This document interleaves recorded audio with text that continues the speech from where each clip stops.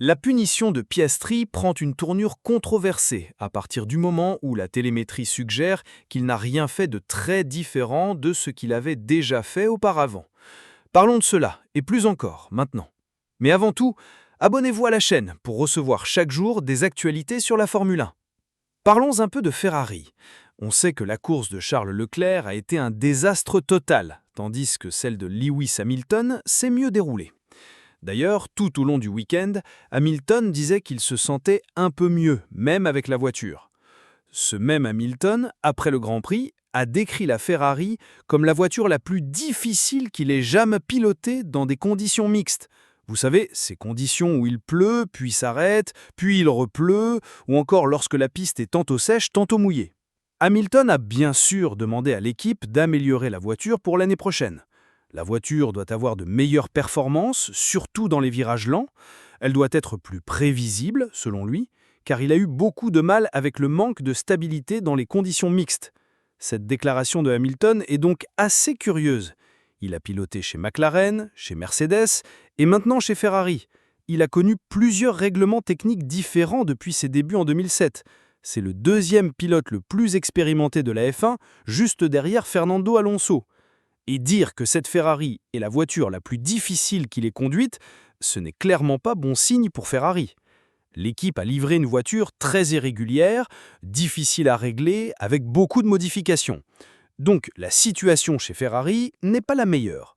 Rappelons qu'ils n'ont pas introduit la mise à jour de la suspension lors de ce Grand Prix. Elle était prévue pour le précédent, puis repoussée à Silverstone, et maintenant à la Belgique. L'excuse de Ferrari est qu'ils veulent faire plus de tests et collecter des données pour mieux comprendre comment cette mise à jour fonctionnera sur la voiture.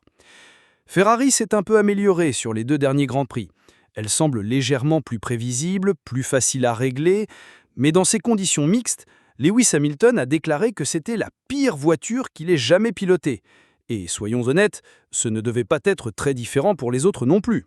Si l'on exclut McLaren, toutes les autres équipes ont souffert avec leur voiture pendant la course.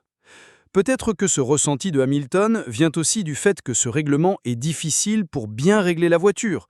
On a vu plusieurs problèmes. Mais évidemment, c'est à lui de juger s'il s'agit vraiment de la pire ou non. Et vous, qu'avez-vous pensé de la performance de Lewis Hamilton lors de ce Grand Prix de Grande-Bretagne ? Amis, parlons maintenant de la punition d'Oscar Piastri, car il y a ici quelques détails curieux. D'accord ? Comme vous le savez, il a reçu 10 secondes de pénalité, ce qui a été un sacré coup pour lui au classement, car il a subi un préjudice par rapport à son principal rival dans le championnat, Lando Norris. Et donc, beaucoup se demandent pourquoi il a été pénalisé, n'est-ce pas ? Qu'est-ce qui s'est passé pour qu'il reçoive cette sanction ? Et c'est là que nous entrons dans une zone un peu polémique. La télémétrie montre que Oscar Piastri, aussi bien au 17e tour qu'au 21e, c'est à ce moment qu'il est pénalisé, a utilisé exactement la même stratégie. Il a freiné pratiquement de la même manière, au même point, avec la même réduction de vitesse. Mais il n'a pas été puni la première fois, seulement la seconde. Que s'est-il donc passé ? Certains d'entre vous ont même posé la question à propos de George Russell, qui aurait fait une manœuvre similaire sous safety car dans une autre course sans être puni. Eh bien, l'explication donnée par la FIA, ou les commissaires de la FIA, est très claire quant à pourquoi Oscar Piastri a été puni au 21e tour et non au 17e. Et cela a directement à voir avec Max Verstappen.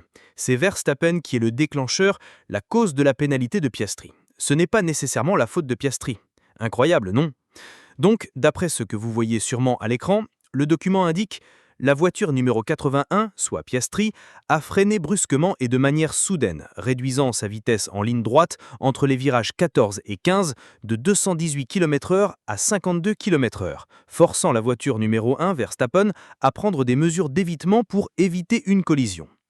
L'article 55.15 du règlement sportif de la FIA exige que la voiture 81 maintienne un rythme qui n'implique pas de freinage erratique ni aucune autre manœuvre pouvant mettre en danger les autres pilotes à partir du moment où les lumières du safety car sont éteintes. Ce que la voiture 81 a fait constitue une violation claire de cet article. Autrement dit, la différence entre le 17e et le 21e tour est que Verstappen était plus rapide, même pas nécessairement plus proche, mais plus rapide. Et donc, pour éviter un contact, il a dû effectuer une manœuvre d'évitement pour ne pas percuter Oscar Piastri. Piastri a fait exactement la même chose les 2 fois, mais comme Verstappen était celui qui arrivait plus vite lors de la seconde, cela a généré la punition. On pourrait tout à fait argumenter que Piastri aurait dû regarder dans ses rétroviseurs et voir que Max Verstappen arrivait vite. Je pense que c'est un argument légitime. Mais quoi qu'il en soit, on voit que le problème n'était pas la manœuvre en soi, mais le moment où elle a été faite par rapport au pilote le plus proche, en l'occurrence Verstappen. George Russell, quant à lui, n'aurait pas exécuté une manœuvre qui mettait en danger le pilote derrière, donc en théorie c'est pour cela qu'il n'a pas été pénalisé dans une autre situation. Et McLaren, évidemment, n'a pas apprécié. Par la voix d'Andrea Stella, ils ont déclaré « Nous pensons que la punition était très sévère ». Même Verstappen était d'accord avec McLaren en disant qu'il n'avait pas pris en compte les conditions de la piste ni celles des pilotes. Donc au final, Verstappen a causé une punition pour Piastri qui a perdu des points au championnat au profit de Lando Norris. Dis-moi ce que tu en penses dans les commentaires. N'oublie pas de t'abonner et d'activer la cloche pour ne rien rater.